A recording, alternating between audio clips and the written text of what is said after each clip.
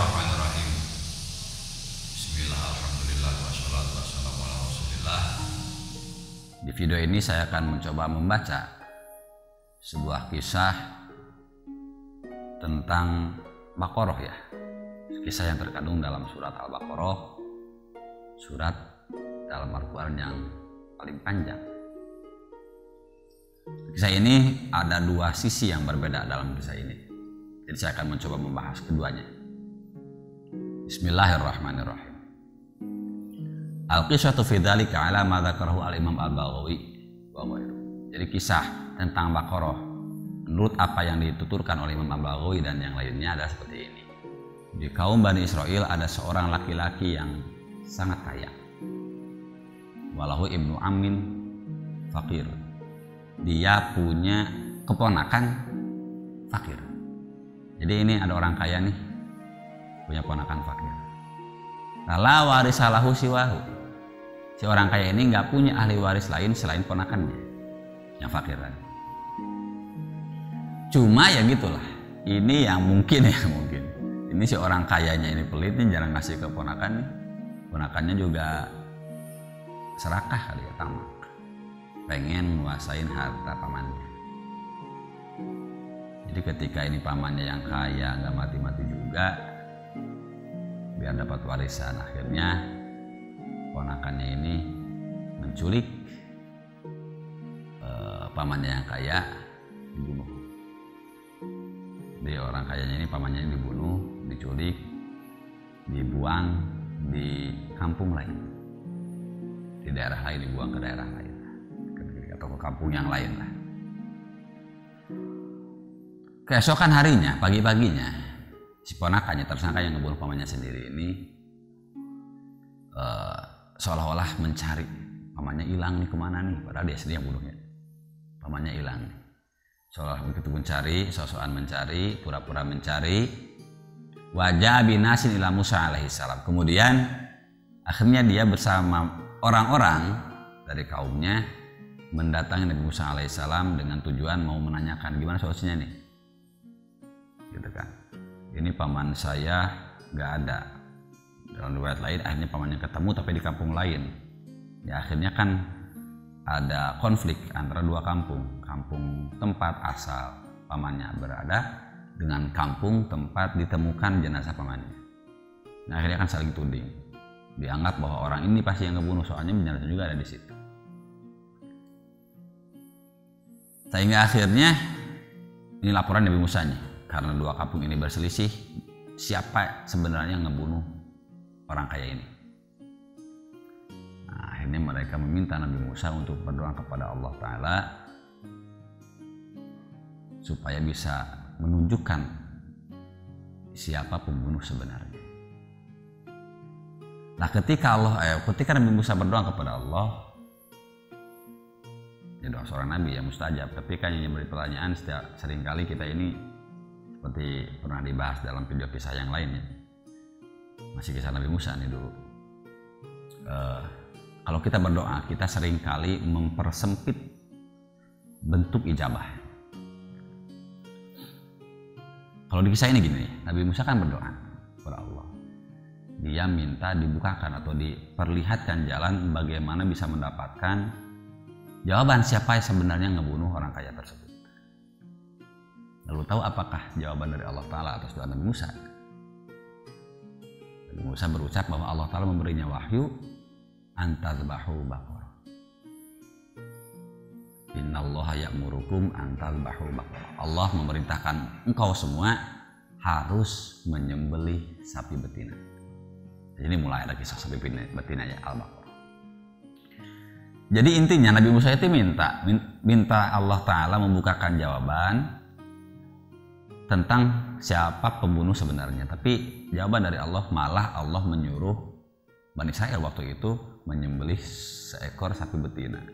Ini kan kalau logika kita ya, kalau bukan logika Nabi ya, kalau logika kita ini kan gak nyambung. Saya ini ngedoa minta apa, tapi kok jawabannya apa? Itu karena logika kita itu seringkali mempersempit ijabah. Jadi jangan sampai kita ini kalau berdoa mempersempit ijabah. Jadi ijabah atau jawaban dari Allah Ta'ala atas doa kita seringkali kita persempit dengan akal kita sendiri. Contoh ginilah, misalkan nih seorang pedagang misalkan dia berdoa sama Allah, pengen rezekinya banyak lah, pengen jembar rezeki ya, pengen banyak rezeki. Dalam hati seringkali atau dalam pikiran seringkali kalau pedagang berdoa minta rezeki banyak nih, ya pasti kan mindset dia kalau doanya diijabah itu pasti dagangannya jadi laris gitu kan. Misalkan seorang karyawan nih berdoa pengen rezekinya banyak, pasti gambaran dia rezeki banyak itu ya berarti dia pangkatnya harus naik di perusahaan biar gajinya naik. Kalau misalkan seorang petani minta rezeki yang banyak, pasti gambaran petani ini rezeki banyak ya berarti panennya banyak, harganya mahal. Lalu kemudian pemikiran-pemikiran itu menjadi mempersempit ijabah versi kita. Jadi gini, kita berdoa, ya Allah, misalnya saya pedagang nih, berdoa nih, ya Allah, semoga Engkau memberi saya rezeki yang lebih. Kita selalu mempersempit ijabah. Kita selalu menganggap jalan Allah untuk menjawab doa kita, mengabulkan doa kita adalah berarti harus laku dagangan kita, gitu kan? Seolah cuma satu-satunya jalan itu tuh Allah ngasih rezeki kita, padahal kan nggak itu doang. Allah itu maha memberi rezeki. Namanya maha ya berarti tanpa batas, bisa datang dari manapun. Jadi seharusnya seiring doa kita juga punya husnudzon yang baik kepada Allah, bahwa Allah pasti mengabulkan doa kita. Ud'uni astajib lakum. Dan di sisi lain kita juga jangan mempersempit ijabah. Jangan kita ini menganggap bahwa kalau dagangan gak laku nih berarti doa kita gak diijabah nih. Enggak gitu. Mungkin aja dagangan tetap gak laku, barangnya tetap ada, tapi rezekinya banyak dari sudut yang lain. Misalkan rezeki sehat, orang lain semua ketika pandemi sakit, kita enggak, kan gak harus ke rumah sakit, gak harus pengeluaran. Mungkin aja rezeki yang baik itu misalkan kita punya teman baru, di mana teman ini banyak mempermudah urusan-urusan bisnis kita misalkan. Ya itu kan bisa dari mana saja ijabah dari doa kita. Jadi jangan sampai kita ini mempersempit dengan pikiran kita, mempersempit jalan ijabah. Seolah-olah harus dari jalan yang kita tentukan. Pengkabulan doa kita itu harus dari jalan yang kita tentukan. Jangan sampai kayak gitu. Pasrahin aja sama Allah. Kita coba doa, ya udah berdoa. Bentuk ijabahnya mau kayak apa ya udah terserah Allah itu malah. Misalkan kita karyawan nih minta rezeki banyak nih, ternyata malah dipecat, ya udah biarin. Ya mungkin kalau mau rezeki banyak jangan di situ, kerjanya bukan di sana. Kan banyak toh kisah orang pecatan tapi malah akhirnya sukses berbisnis kan. Cuma kalau dia nggak dipecat tuh jadi karyawan terus tuh, ya mungkin gitu-gitu aja UMR doang rezekinya. Jadi jangan mempersempit ijabah. Nah ketika Nabi Musa berdoa, kemudian jawaban dari Allah adalah Bani Israel harus menyembelih sapi betina. Kaum Bani Israel awalnya menganggap ini kok lelucon ya. Masa saya minta dia dibukakan tentang sosok pembunuh, ini malah disuruh menyembelih sapi betina, apa hubungannya gitu kan. Bani Israel ini menganggap Nabi Musa ini bercanda. Lalu Nabi Musa menjawab bahwa saya nggak bercanda.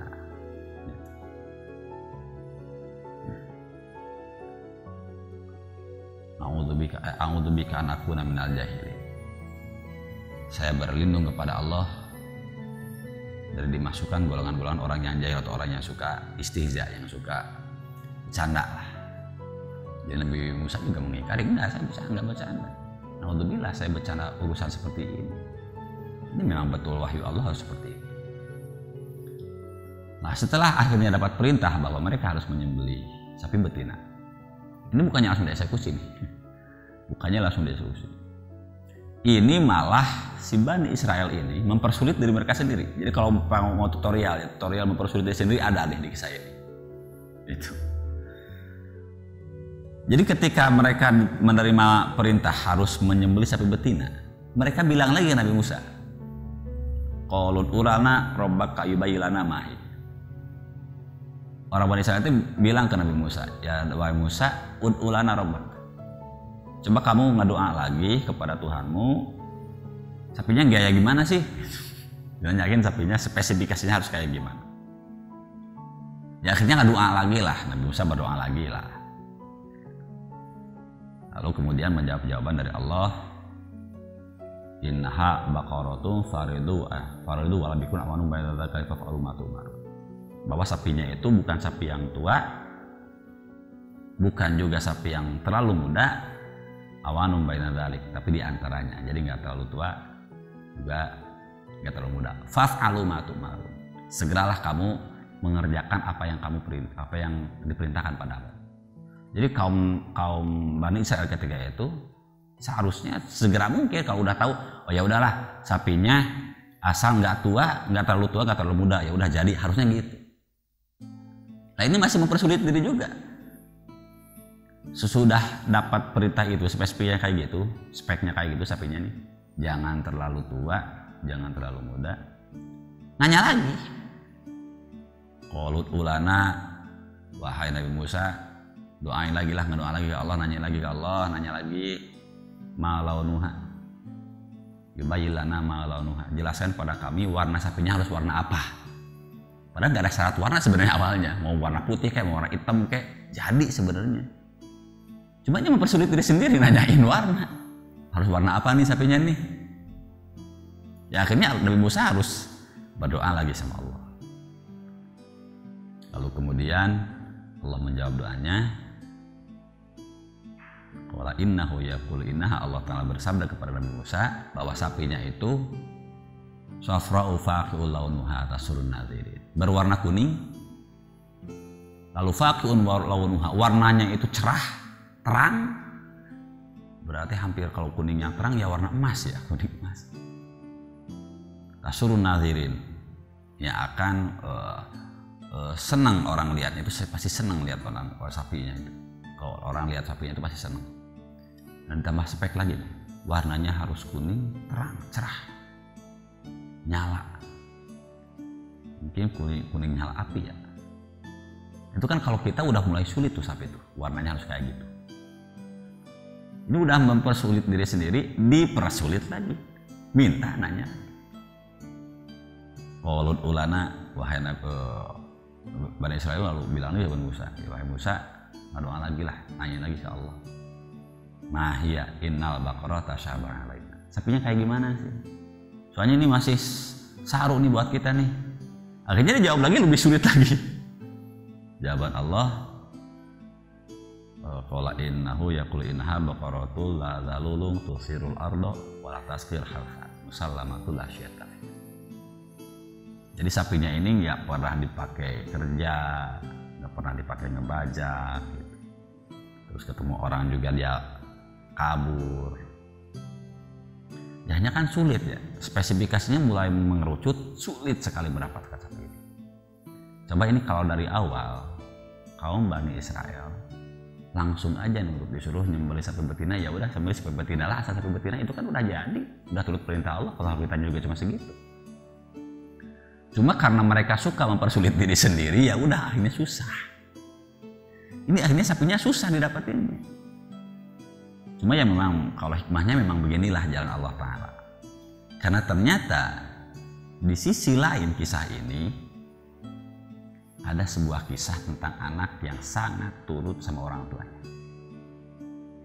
Mungkin ya hikmahnya Allah Ta'ala ini menggiring gimana caranya Bani Israel ini ketemu dengan sosok lain, orang lain dalam kisah Al-Baqarah.